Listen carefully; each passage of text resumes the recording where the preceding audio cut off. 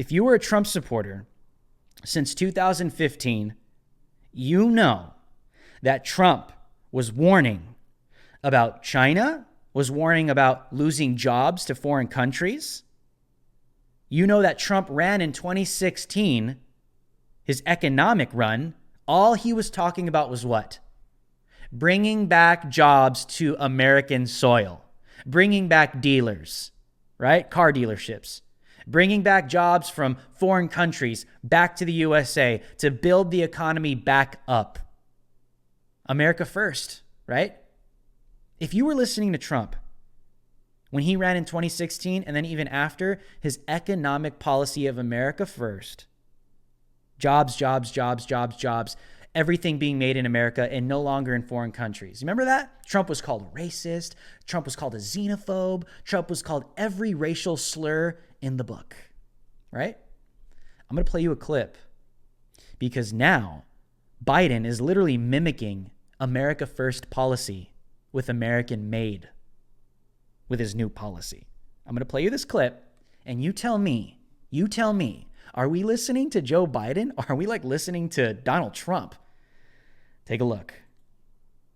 Today, we're getting to work to rebuild the backbone of America, manufacturing, unions, the middle class. It's based on a simple premise that will reward work, not wealth in this country. And the key plank of ensuring the future will be made in America. I've long said that I don't accept the defeatist view that the forces of automation and globalization can keep union jobs from growing here in America. We can create more of them, not fewer of them. I don't buy for 1 second that the vitality of American manufacturing is a thing of the past. American manufacturing was the arsenal of democracy in World War II, and it must be part of the engine of American prosperity now. That means we're going to use taxpayers' money to rebuild America. We'll buy American products and support American jobs, union jobs. And there's a law that's been in the books for almost a century now to make sure that that money, when spent, taxpayers' dollars for procurement, is spent to support American jobs and American businesses. But the previous administration didn't take it seriously enough. What? Federal agencies waived the Buy American requirement without much pushback at all. Big corporations and special interests have long fought for loopholes to redirect American taxpayers' dollars to foreign companies for the products that are being made. The result, tens of billions of American taxpayers' dollars supporting foreign jobs and foreign industries. In 2018 alone, the department spent $3 billion, the Defense Department, on foreign construction contracts, leaving American steel and iron out in the cold. It spent nearly $300 million in foreign engines and on vehicles instead of buying American vehicles and engines from American companies, putting Americans to work. Today, I'm creating a director of Made in America at the White House Office of Management and Budget, who will oversee our All of Government Made in America initiative. Under the Build Back Better recovery plan, we'll invest hundreds of billions of dollars in buying American products and materials to modernize our infrastructure, and our competitive strength will increase in a competitive world. That means millions of good-paying jobs using American-made steel and technology to rebuild our roads, our bridges, our ports, and to make them more climate. Hey, how many times did you hear Donald Trump talk about bringing jobs back to America, bringing wealth back to America, rebuilding infrastructure, our roads, our bridges? How many times, guys, how many times did Donald Trump say that from 2015 until the very end of his campaign? Am I listening to Donald Trump? Resilient, as well as make them able to move faster and cheaper and cleaner to transport American-made goods across the country and around the world, making us more competitive. If you manufacture a vehicle for the federal government, you need to show that at least 50% of the components of that vehicle were made in America. But because of loopholes that have been expanded over time, You can count the least valuable possible parts as part of that 50% to say made in America, while the most valuable parts, the engines, the steel, the glass, are manufactured abroad. So basically, we're batting 0 for 2. The content threshold of 50% aren't high enough. And the way we measure the content doesn't account for U.S. jobs and economic activity. We're going to change that as well.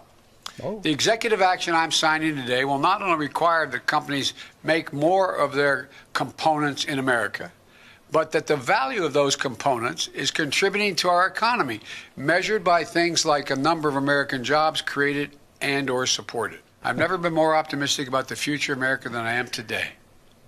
Given even just half a chance, the American people, the American workers, has never, ever let the country down. Imagine if we give them a full chance. That's what we're going to do. I'll stop here and sign the executive order, then come back and take some of your questions. Oh, my God. This executive order is entitled, "Ensuring the Future is Made in America by American, all of American workers." That sounds like a hell of a lot of like America First to me. That literally sounds like 2015, 2016 campaign Trump. Like that entire speech. Made in America? Bringing jobs back to America? Building federal automobiles in America? Making American products the forefront of our economy to bring millions of jobs back?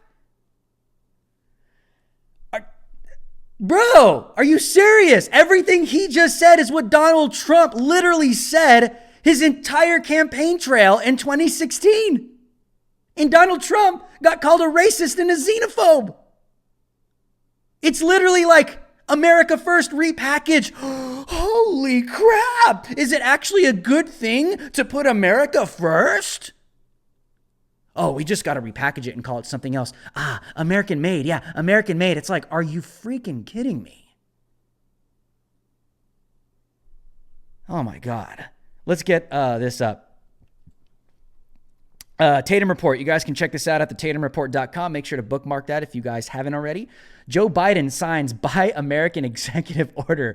On Monday, President Joe Biden signed an executive order aimed at promoting the Buy American agenda, which seeks to bolster U.S. manufacturing. The executive order directs agencies to strengthen requirements about purchasing products and services from U.S. workers and businesses.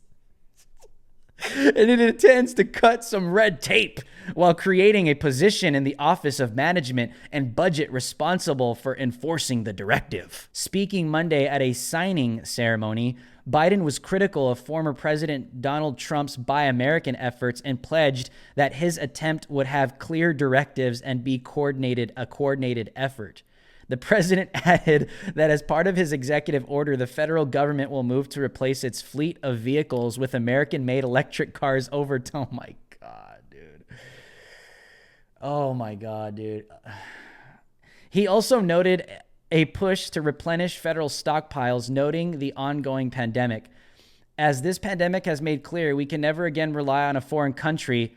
Oh my gosh. We can never rely again on a foreign country that doesn't share our interests to protect our people and a national. That is what Trump said. And he got called a racist and a xenophobe. Trump called out China. Trump called out all these foreign countries of literally just raping our country and our economy day after day after day after day after day, and got called a racist, a xenophobe. But Biden comes out and says the exact same thing. But because he's a Democrat and he's a globalist, he gets a pass. And all of the leftist lemmings out there just worship Joe Biden. They worship this old guy. I'm going to go sign the executive order now. It's like, dude, are you serious? You're not even thinking for yourself either, Joe. You have people around you that are just writing this stuff up, probably plagiarizing Donald Trump's policies, They probably got some policy laying around out of the White House like, hey, this is actually a good idea. Let's just repackage it because, Biden's not going to get called a racist. I mean, he told black people during his campaign that if they can't choose between him or Trump, that you ain't black. So, they didn't catch that. So we can get away with freaking anything at this point. That is how Democrats see you. Let's continue. During the campaign, Biden proposed a Buy American plan, calling for a $400 billion four-year increase in government purchasing of U.S.-made products and services. It's based on his view that we are making things in America and all of America is core to our economic strategy. An administration official told reporters Sunday, adding that the order is part of a broader effort to strengthen supply chains and modernize international trade rules. Taking questions after signing the order, Biden spoke of how he seeks for future COVID-19 relief legislation to be bipartisan, adding that the legislative package is only at the very start of the negotiating process. I prefer these to be bipartisan, he said of his early efforts. I'm trying to generate some consensus and take some, how should I say it, the vitriol out of this. He expressed optimism in being able to work with Republicans. We're going to argue like hell. I'm confident in that. Believe me, I know that. Biden said, I've been there, but I think we can do it in a way that we can get things done for the American people. Yeah, that's pretty much what Donald Trump wanted, but no one gave him a chance. Let's pull out of this. What Biden is saying is that he wants it to be nonpartisan. He doesn't want it to be biased in any way. Donald Trump, when it comes to COVID-19, Donald Trump did the same thing. Donald Trump offered stimulus packages. He offered for Nancy Pelosi and Chuck Schumer to come to the negotiation table to help the American people, but they never did it. They never chose to because they're blinded by their hatred. Donald Trump tried to work across the aisle for the American people in context of COVID-19, just like Joe Biden is, but they didn't give him a chance because of hatred. Hatred, hatred, hatred. That's all it was. That's all it will ever be. And it's not even about politics or differences politically. They just hated the guy. And they wanted him to fail. Which means that Americans' lives were at stake because of these people's arrogance. And you have all these lemmings on the left. Oh, Joe Biden is so great. It's like, dude, Joe Biden is regurgitating what Donald Trump has been saying for the past 4 freaking years.